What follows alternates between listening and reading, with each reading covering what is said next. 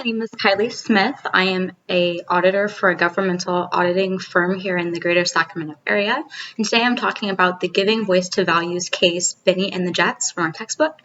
In Benny and the Jets case, the employee Benny is an accounting manager at a utilities company that is subject to very strict earnings regulations. And how it works is that if the company is making a little too much money, then they simply adjust the utility rates and bill the customer less.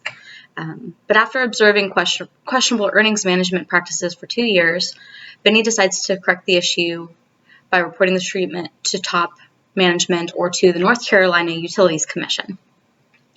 If profits are corrected, the utility customers will get to save on their utility rates, but their company will lose revenue. The company may also get into trouble with the state regulators for artificially suppressing the earnings. And then Benny could also face backlash for failing to report the misstatements sooner. So by analyzing this case, what do we hope to achieve? We're challenged to determine if whistleblowing is an appropriate response to the case and to consider how we would advise a friend to approach the ethical dilemma. And we're going to use our understanding of organizational ethics gained in Chapter 3 to help us develop our strategy. So question 1, what process do you recommend Benny Gordon follow in bringing his concerns out in the open? Do these include whistleblowing? So basically, whistleblowing occurs when there's unsavory information exposed to the public by an insider. This isn't like if it's someone in the media or there's an investigation and the fraud comes into light. It's when there's an insider with insider information. And this insider is presumably more likely to engage in the ethical action of whistleblowing to prevent or stop harm to others if there's little cost to themselves. It's the utilitarian principle. So whistleblowers enjoy protection. But according to DeGeorge, whistleblowing is not always morally justifiable, only in cases where considerable harm may be caused, moral concerns have already been communicated, managers fail to mobilize on the issue, documentary evidence exists, and finally, only when the act of whistleblowing itself can potentially prevent victims from getting them out of harm's way. So will whistleblowing actually help? So based on the facts in the case, it's easy to determine that Benny can be a whistleblower and that it could be warranted, assuming that management does not appropriately escalate the issue and correct it and report everything to the regulators and, not just correcting hopefully that year's earnings, but going back over those few years and making sure that things are trued up and that the utility customers are able to experience that reduction in their rates. So again, if the process of escalating the issue causes the dilemma to be resolved, then whistleblowing may not be warranted. So how should Benny escalate the situation? By gathering documentation, by finding strength in numbers, and by being very, very careful. So based on a study of the Milgram experiment, we know that people are more likely to take a stand against authority if they observe others taking a stand. So I would encourage Benny to find other people at his level to kind of support him as he approaches the supervisor, and then suggest to the supervisor that they find maybe someone of his level before approaching a manager. Also, to just be careful and watch out for the potential for backlash, getting fired on the spot. It could all happen, so just preparing yourself emotionally for that,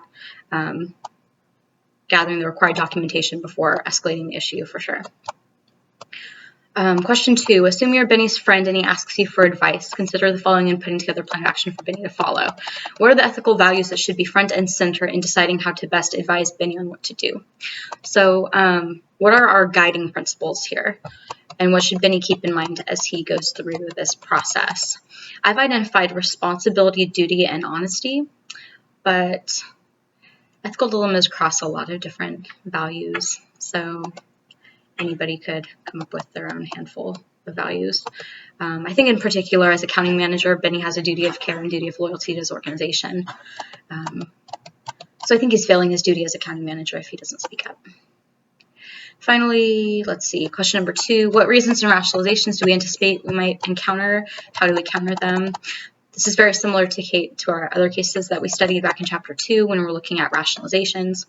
I identified that there'd be like an expected or standard practice rationalization, like, well, nobody else has, stood up to authority.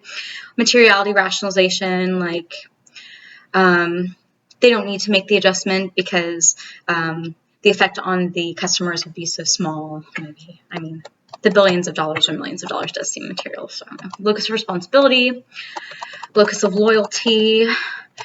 I don't think that's a very strong argument. Benny could always argue that the best thing to do to show his loyalty to the company would be to protect the company by avoiding risky situations and getting into hot water with regulators, which could definitely get them shut down. What levers can Benny use to influence those that might disagree with him? So just how can we frame our arguments in a way that they're more effective based on maybe like Benny's immediate supervisor's priorities? I think by explaining that Benny has the intent of escalating the issue, the manager knows that it's like he's got to get on board or he's going to lose his opportunity and he's going to go down with the fraud. He'd also try to appeal to his manager's professional, looking out for himself and basically say, we're both CPAs. This makes us look really bad. We could lose our license. And finally, since I'm sure Benny and his manager live in the same community as the Utility Commission, their actions are actually hurting their own neighbors and families and friends and even them. So maybe he could try to appeal to the golden rule and say that if he was in his neighbor's shoes, he would want them to act.